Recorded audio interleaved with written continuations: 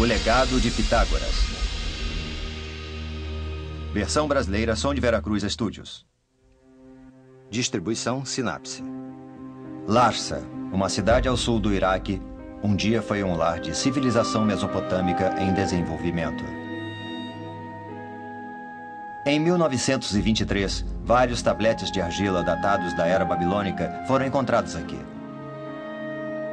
Um dos tabletes de argila incluía uma série de números misteriosos. Pitágoras e outros.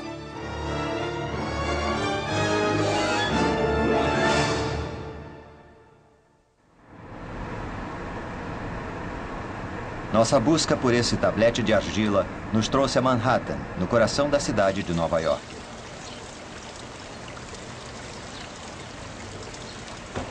A Universidade de Colômbia é uma instituição com séculos de existência e com longa tradição intelectual. A universidade é particularmente orgulhosa de sua biblioteca, que consiste em mais de 6 milhões de livros. Muitos materiais raros contendo informações valiosas são guardados aqui. O que nos trouxe aqui foi um registro feito pelos babilônios sobre matemática.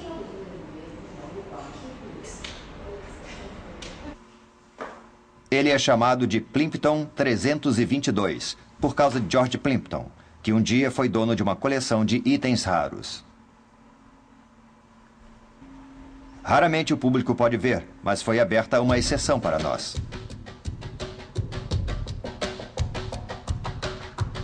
Ele foi criado há 3.700 anos pelos babilônios. Não é sabido ao certo onde esse tablete foi encontrado. Não se sabe de onde ele veio. A maior parte dos tabletes babilônicos foram trazidos por pessoas que os roubaram de algum lugar.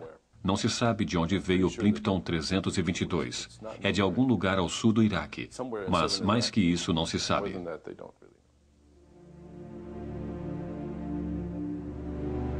Estudiosos acreditam que esses tabletes do tamanho da palma da mão foram um dia partes de um tablete maior que foi quebrado. O tablete tem 4 colunas com números escritos no antigo sistema de escrita conhecido como cuneiforme.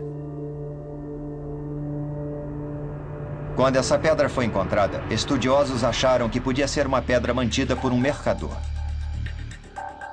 O tablete foi descoberto em 1923 por Edgar Banks, um arqueólogo e negociante de antigas relíquias.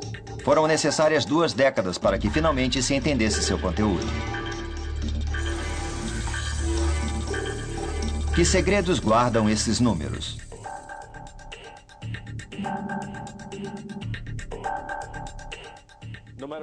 Não importa qual o seu significado, não importa qual o seu propósito exato. O que ele mostra é que os babilônios tinham técnicas de cálculo sofisticadas, das quais não temos nenhum entendimento real. Em outras palavras, há uma parte escondida da matemática babilônica. Não fazemos ideia do que um matemático na Babilônia diria a outro quando não estava escrevendo algo em seus tabletes. É uma tela em branco, por assim dizer. É um mistério. O Plimpton 322 é muito sofisticado, não importa qual o seu propósito. Ele mostra que eles sabiam muito mais do que imaginamos que eles soubessem.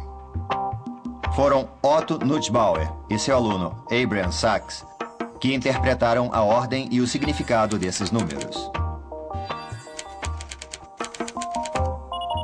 Eles descobriram que quando elevam 169 e 119 ao quadrado, respectivamente, eles formam a base e a hipotenusa de um triângulo reto. Os outros números também seguem a mesma regra.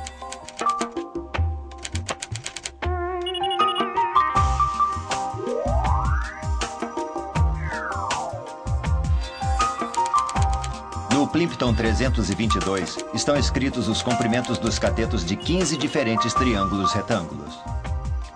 Eles são os triângulos retângulos que vemos no Teorema de Pitágoras. Esse tablete tem muitos exemplos, mas aqueles triângulos têm lados de números inteiros, como 3, 4, 5, ou 5, 12, 13, mas o Teorema de Pitágoras é bem mais generalizado. Os triângulos não têm só lados de números inteiros, eles podem ter segmentos de comprimentos variados. E os tabletes não contêm nenhum exemplo com lados de números não inteiros. O quadrado da hipotenusa de um triângulo retângulo é igual à soma dos quadrados dos catetos. Esse é o bem conhecido Teorema de Pitágoras. É bem surpreendente. 1 milênio antes de Pitágoras ter nascido, os babilônios de 3.700 anos antes entenderam esse importante conceito matemático.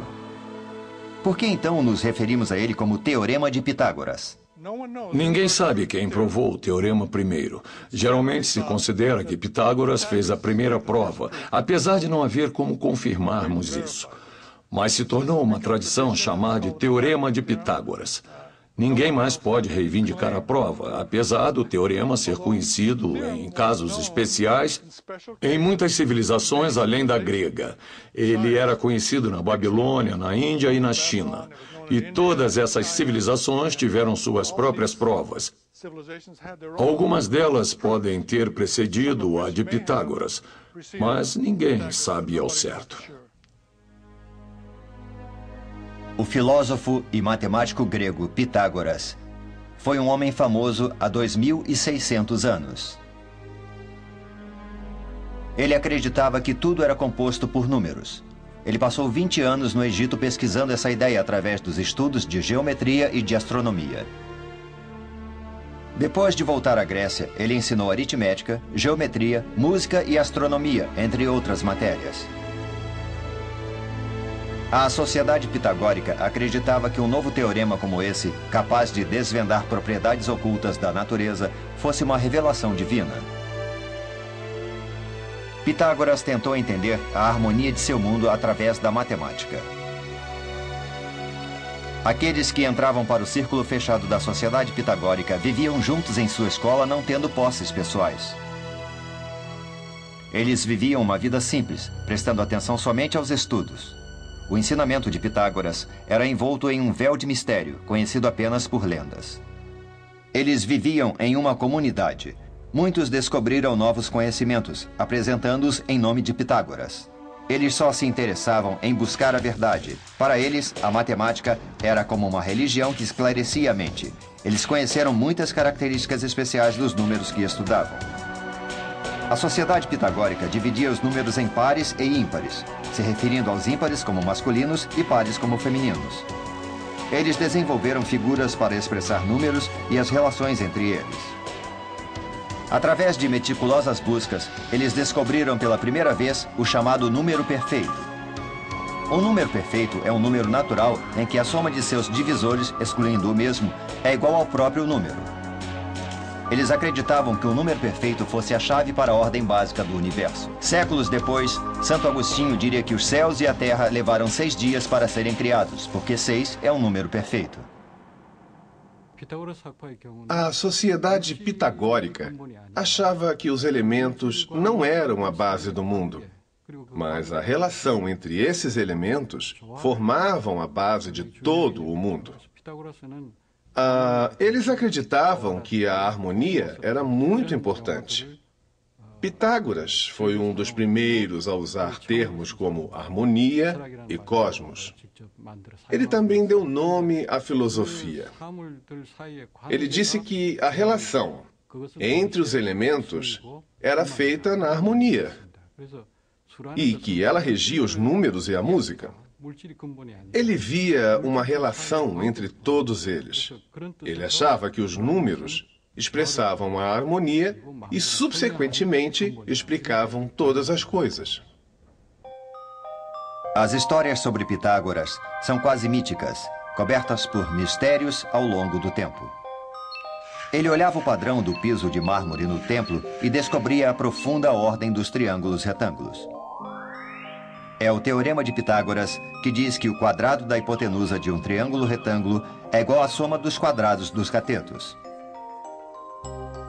De acordo com esse teorema, se um triângulo tem catetos menores de 3 e 4, então a hipotenusa deve ser de 5. Os 3 números naturais que formam um triângulo retângulo são agora chamados de trio pitagórico.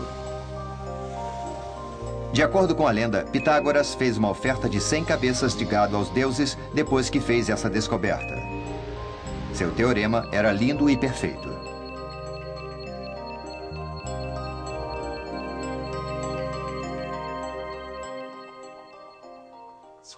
Por causa de Pitágoras, acreditamos que a matemática ocidental começou na Grécia. A lógica estava no centro da matemática grega. Eles usaram a lógica para provar coisas com figuras e foi assim que consolidaram o seu conhecimento do mundo. Muitas pessoas sabiam dessas coisas por experiência própria. As pessoas sabiam pela vivência que os lados de um triângulo eram 3, 4 e 5. Mas ele provou em um teorema que A ao quadrado mais B ao quadrado é igual a C ao quadrado. Isso se aplica em todos os casos de um triângulo retângulo. E foi com esse conhecimento que ele sintetizou muitas informações. A matemática dos triângulos retângulos, junto com o teorema de Pitágoras, formou a base da geometria da Grécia Antiga e até a base de sua civilização. Os templos gregos eram lindos e maravilhosos, construções que revelavam sutilmente a geometria que eles amavam. Esse imenso anfiteatro foi criado de acordo com o equilíbrio adequado e a razão harmoniosa. É incrivelmente bonito porque a razão dá um senso de estabilidade a ele. Um tijolo que parece não intencional esconde um segredo, enquanto um pilar esconde uma verdade matemática. Entre eles, podemos encontrar uma proporção áurea, que os antigos gregos chamavam de razão mais perfeita e mais harmoniosa. Para chegar a ela, você divide os lados de um quadrado em quadrados iguais e põe um quarto de círculo dentro de um deles. Daí você produz um ponto na linha base. Ela tem a razão de 1.618:1, que é conhecida como a proporção áurea. O piso e as laterais do Partenon têm retângulos que seguem a proporção áurea. Na famosa Vênus de Milo, você pode ver uma proporção áurea que é considerada a mais estável e bela.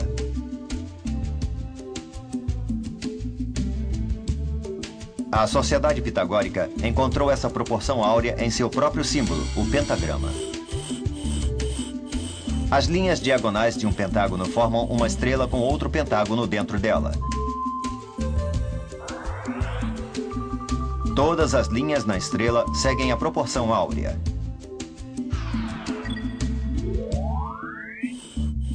O pentagrama da Sociedade Pitagórica era considerado a figura mais bonita que existia.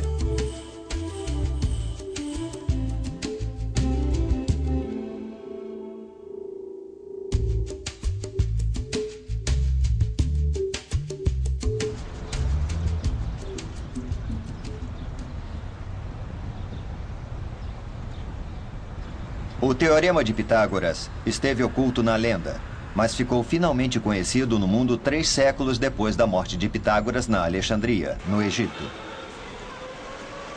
A Alexandria, cidade portuária ao sul do Mediterrâneo, era um grande centro de comércio da época. 2.300 anos atrás, Alexandre o Grande conquistou esse lugar e ordenou que uma nova cidade fosse construída aqui. Seu plano era tornar Alexandria o centro de todo o conhecimento do mundo. Aqui, eles construíram a Torre do Farol da Alexandria, a maior do mundo na época. Apesar do farol ter desaparecido, ele ainda é considerado uma das 7 maravilhas do mundo antigo, junto com as pirâmides do Egito. Um observatório no topo dava vista para o vasto Mediterrâneo, de onde as pessoas podiam vê-lo a quilômetros de distância. A luz do farol podia ser vista de 43 quilômetros dentro do mar. O farol era um guia para navios no Mediterrâneo. Ele também pode ter atraído estudiosos com livros a bordo de suas embarcações, adicionando conhecimento ao depósito de informações da Alexandria. O conhecimento de todo mundo se acumulava na biblioteca da Alexandria. 2.300 anos atrás, a biblioteca da Alexandria era a maior do mundo. Ela continha até um museu. 4 séculos depois, no entanto, ela foi incendiada durante a Guerra Civil. Em 2002, a Unesco e o governo do Egito reabriram uma nova biblioteca para trazer de volta a glória da antiga. 2.300 anos atrás, o conhecimento de países que faziam comércio no mar Mediterrâneo era reunido aqui na Biblioteca da Alexandria, permitindo a integração do conhecimento grego da matemática, da ciência e da filosofia.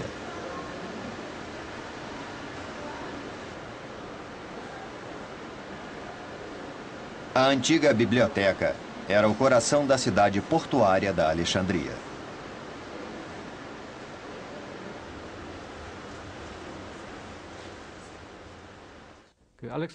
Alexandre morreu jovem e a dinastia ptolomaica começou a comandar o Egito.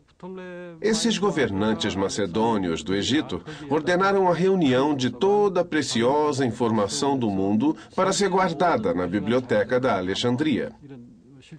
Eles coletavam livros preciosos dos navios que chegavam ao porto, junto com os livros de Atenas, do mundo árabe e do resto do Egito. Eles buscavam manter os originais e devolviam cópias aos donos. Em alguns casos, simplesmente compravam os livros, mas em outras vezes eram tirados à força.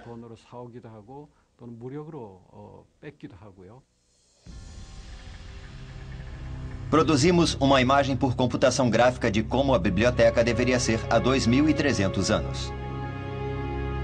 Esse foi o primeiro centro de pesquisas do mundo. Vários grandes estudiosos se reuniam aqui para discutir seus estudos e para adquirir conhecimento.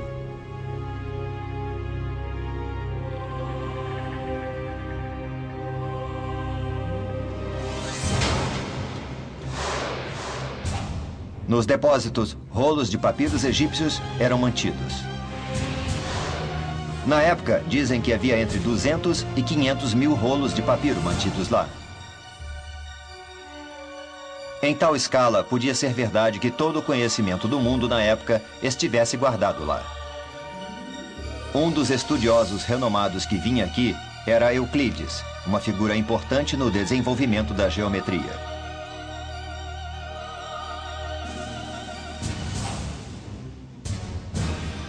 O original da geometria de Euclides, o principal texto matemático da época, era mantido aqui.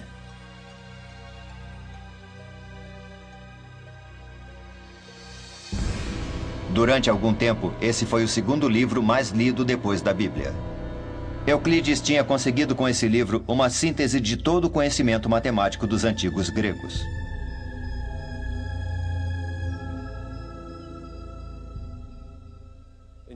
Em Euclides, ele começa com declarações muito elementares. No final, ele está falando sobre coisas muito complicadas que não são óbvias intuitivamente, mas por causa da argumentação, sabe-se que são verdadeiras. É uma estrutura bonita e interessante, na verdade.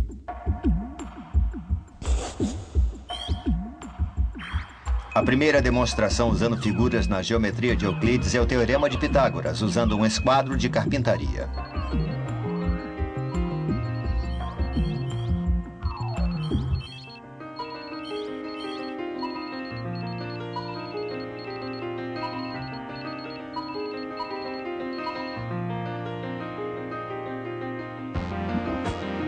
Há várias formas de se provar o Teorema de Pitágoras.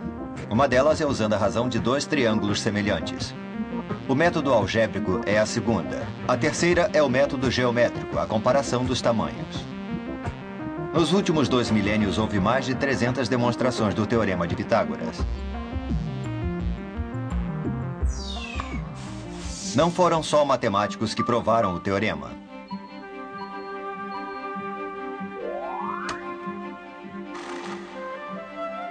Em 1837, um corretor da bolsa londrino chamado Henry Perigal provou o teorema com o ótimo método de cortar e reposicionar. James Garfield, o 20º presidente dos Estados Unidos, também fez uma prova.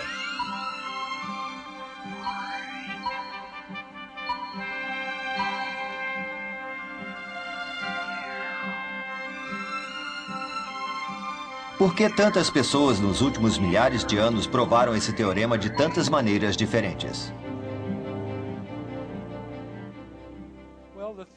O teorema é bem fácil de se expor e seu resultado é surpreendente.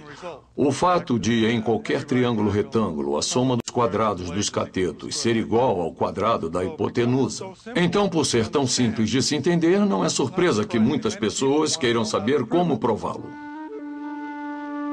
Na matemática, as provas são o caminho que os viajantes perseguem para chegar ao seu destino. Pessoas com o mesmo destino podem tomar caminhos diferentes. Mas há uma condição. O processo de chegada na prova deve ser claro e lógico. Sem provas, as pessoas não acreditam em nada. Os humanos separam o certo do errado, mas o certo deve ter bases nas quais se possa acreditar. As bases são as provas. Como a justiça mantém uma nação, as provas fornecem as bases para a matemática. As provas tornam a matemática bela e tornam a vida do matemático significativa. Pitágoras um dia descobriu algo que não queria descobrir. Na época, as pessoas só usavam números naturais, os números inteiros positivos, como 1, 2 ou 3. Ou usavam frações, que são a razão entre dois números naturais. Na sociedade pitagórica, acreditava-se que qualquer número podia ser expressado como a razão de dois números naturais. Mas eles descobriram que a diagonal de um quadrado com lados de comprimento iguais a 1 não pode ser expressada como uma fração, baseada em um número inteiro. O comprimento dessa diagonal era um radical que começava com 1.414 e com dígitos infinitos e marcava a descoberta dos números irracionais. Essa descoberta não intencional causou um pouco de confusão. Eles acreditavam que todas as verdades do mundo podiam ser explicadas por números, mas esses números irracionais sacudiram o núcleo de sua fé. Sua existência deixou Pitágoras profundamente perplexo. Ele os chamava de Alagon, que significa algo que não se pode dizer. Os números irracionais se tornaram segredos que os seguidores de Pitágoras deveriam levar para o túmulo.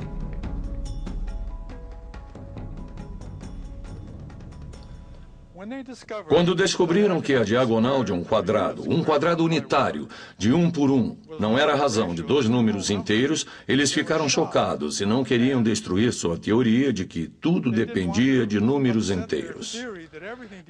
Então, esse deve ter sido um motivo deles terem mantido isso em segredo, mas eles mantinham a maior parte de seus resultados em segredo. Nunca anotavam nada, nem mesmo quando faziam descobertas. Eles comunicavam tudo oralmente. Não há registro escrito de nada que a escola pitagórica tenha feito.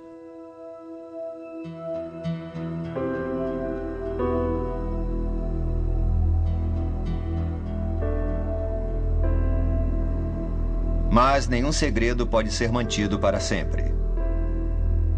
Para Hipaso, um estudioso pitagórico, foi uma descoberta surpreendente saber de números que não eram formados por números naturais definidos. Graças a ele, o segredo não foi guardado. De acordo com a lenda, Hipaso quebrou as regras da sociedade secreta de Pitágoras e revelou a outros a existência dos números irracionais. Ele era como um câncer que ameaçava aquela sociedade. Se a verdade desses números irracionais inexplicáveis fosse conhecida pelo mundo, eles temiam que isso pudesse destruir a base da sociedade pitagórica e sua crença de que os números eram a realidade máxima.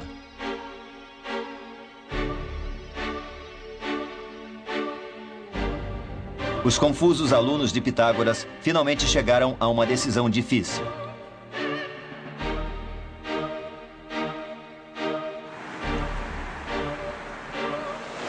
No dia seguinte, antes que todos acordassem, os alunos foram para o mar com Hipaso.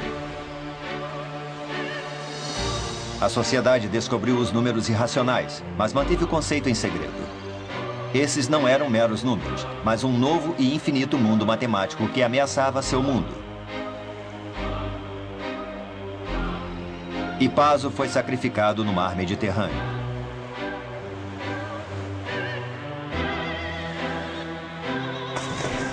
E assim, a descoberta pitagórica dos números irracionais ficou perdida na história, pelo menos por um tempo.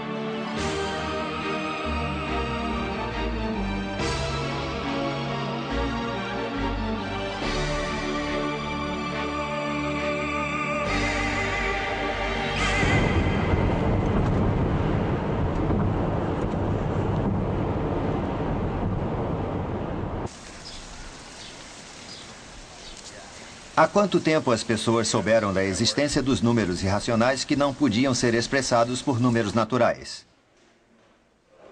A Universidade de Yale, de 300 anos, tem a segunda maior biblioteca universitária do mundo, uma vasta coleção de 12 milhões de livros. Um famoso volume aqui é a Bíblia de Gutenberg, a primeira Bíblia a ser impressa.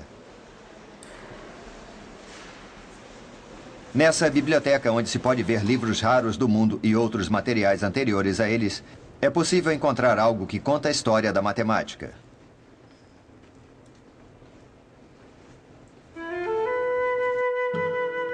Esse é um tablete de argila da Babilônia, chamado de YBC 7289.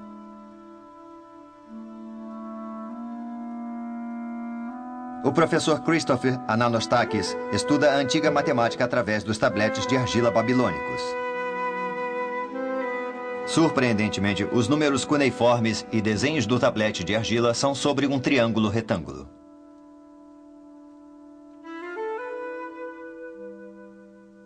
É bastante interessante porque, afinal, o Teorema de Pitágoras era conhecido 1000 anos antes de Pitágoras. Eles eram gênios, eu acho. Eles eram muito bons. E nós ainda os admiramos.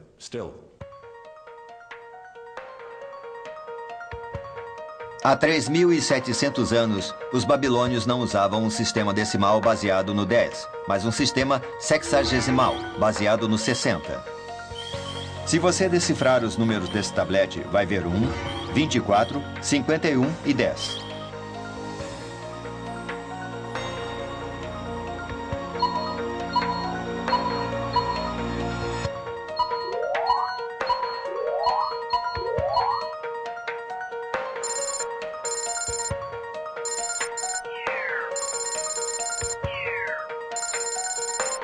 Quando troca esses números para o sistema decimal, tem um número que se inicia com 1.4142, um número irracional infinito. Ele é mais conhecido hoje como a raiz quadrada de 2. Os babilônios conheciam o número irracional da raiz quadrada de 2, também chamado de radical 2, há 3.700 anos. Se pegarmos 1.414 e depois elevar ao quadrado, você tem 1.9994, que é bem próximo de 2. O quadrado de 2 não pode ser escrito como fração. Em outras palavras, não há uma fração p sobre q que elevado ao quadrado p sobre q ao quadrado seja igual a 2. E isso era sabido pelos antigos gregos. Então você não pode escrever como simples fração e tem que usar aproximações. É isso que é um número irracional. Ele não tem razões simples de inteiros para inteiros.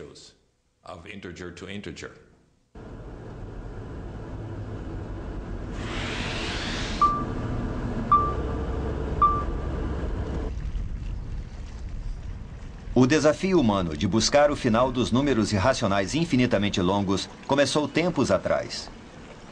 Essa é a ilha italiana da Sicília, no meio do mar Mediterrâneo. Siracusa é um ponto turístico popular localizado ao leste da Sicília. Ela foi lar do histórico matemático Arquimedes, famoso por correr nu pela cidade depois de descobrir o bastante conhecido princípio de Arquimedes, enquanto estava em sua banheira. Em 1965, a construção de um hotel no centro da cidade atraiu a atenção do povo de Siracusa. Na época, uma tumba foi encontrada. Pensam ser a tumba de Arquimedes. O terreno da tumba ainda está bem preservado na frente do hotel. A busca por objetos deixados para trás por Arquimedes há 2.200 anos ainda continua.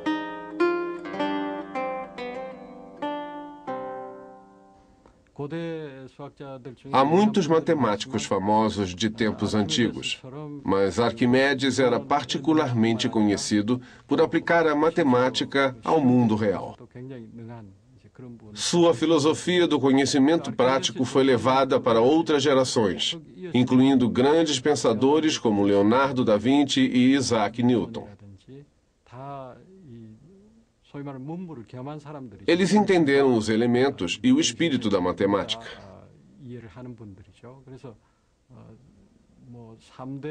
Quando alguém pensa em quais foram os maiores matemáticos de todos os tempos, Arquimedes sempre entra na lista. Uma escola em Siracusa tem uma estátua de Arquimedes.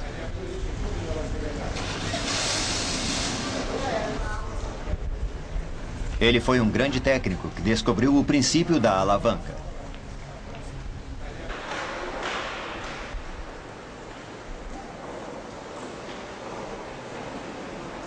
Ele foi inventor de uma bomba chamada de parafuso de Arquimedes e também da catapulta.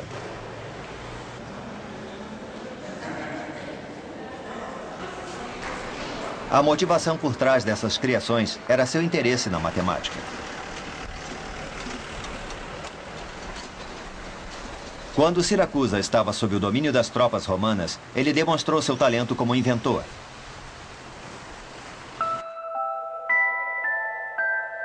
Até sua morte, Arquimedes se dedicou à geometria, esperando descobrir toda a verdade escondida nos círculos e nas esferas.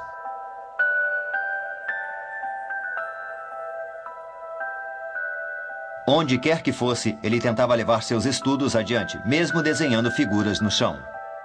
Para Arquimedes, o círculo era a coisa mais perfeita e mais bonita de ser vista.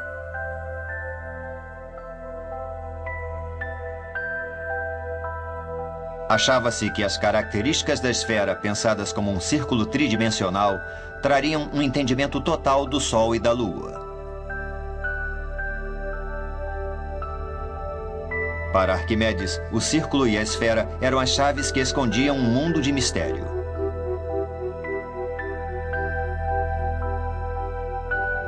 Então, um dia, quando Arquimedes estava medindo a circunferência de um círculo, ele descobriu uma característica importante comum a todos os círculos. A circunferência de círculos era um pouco mais do que 3 vezes o comprimento de um diâmetro. Mais precisamente, a razão era de 3,14, um número que conhecemos como π. Para as pessoas daquele tempo, o π era um conhecimento útil para medir o quanto uma carruagem tinha se movido ou a quantidade de madeira necessária para uma construção. Arquimedes queria determinar o valor exato de π. Para determinar com precisão, ele começou com um hexágono e depois desenhou uma série de polígonos cujos centros eram os mesmos do círculo.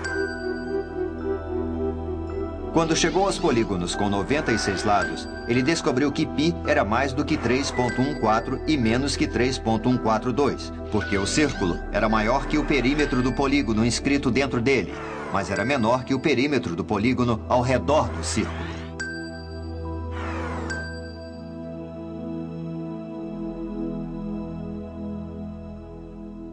As pessoas pensavam nesse número há muito tempo.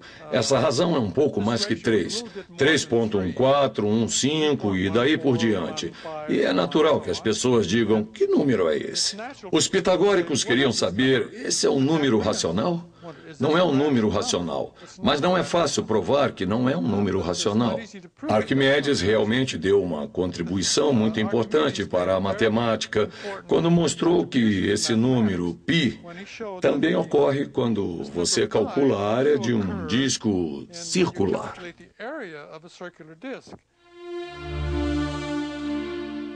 O conceito de infinito era uma chave para abrir esse novo mundo.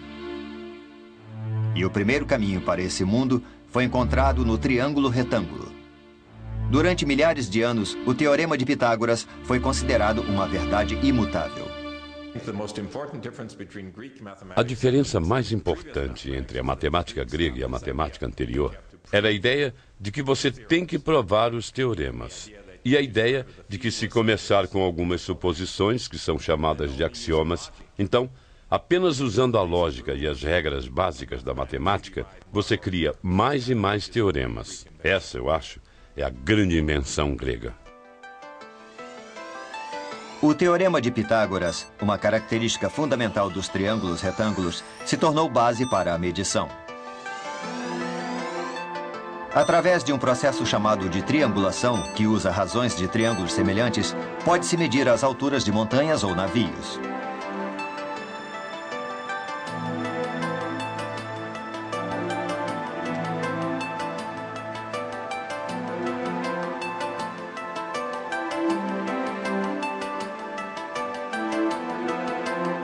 O Teorema de Pitágoras é um conceito relacionado a uma figura bidimensional, mas é usado para medir a distância entre pontos em um espaço tridimensional.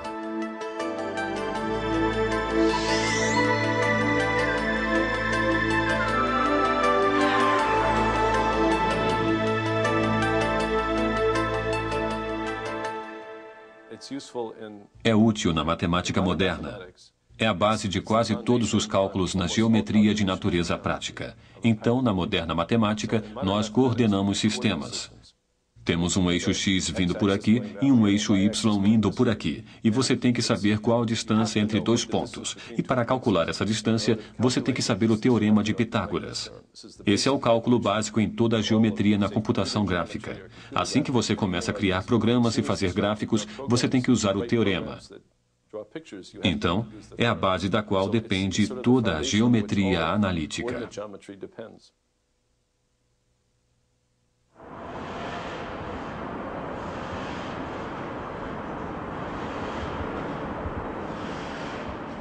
Então, esse Teorema de Pitágoras é o verdadeiro em todos os casos e espaços? Deixamos a sala de aula e trouxemos o triângulo para um grande espaço do mundo real para demonstrar sua exatidão. Usando satélites e outros equipamentos modernos, temos pontos precisos para um triângulo retângulo gigante, começando em um estádio de beisebol na capital da Coreia do Sul, Seul. Outro ponto foi um local no porto de Muko, na mesma latitude de Seul. O terceiro e último ponto foi uma praia ao longo do rio Kumgang, que fica na mesma longitude de Seul.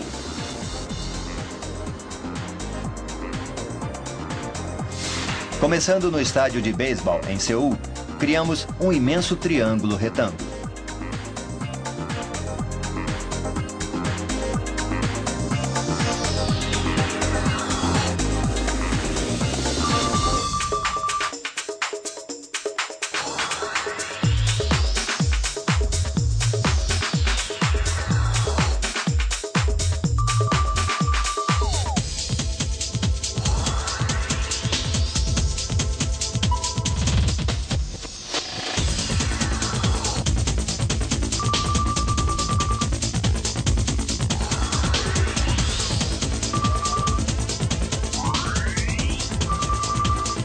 Os comprimentos dos três lados desse triângulo foram calculados usando o Teorema de Pitágoras. De acordo com o teorema, o quadrado da hipotenusa desse triângulo retângulo deve ser igual à soma dos quadrados dos catetos.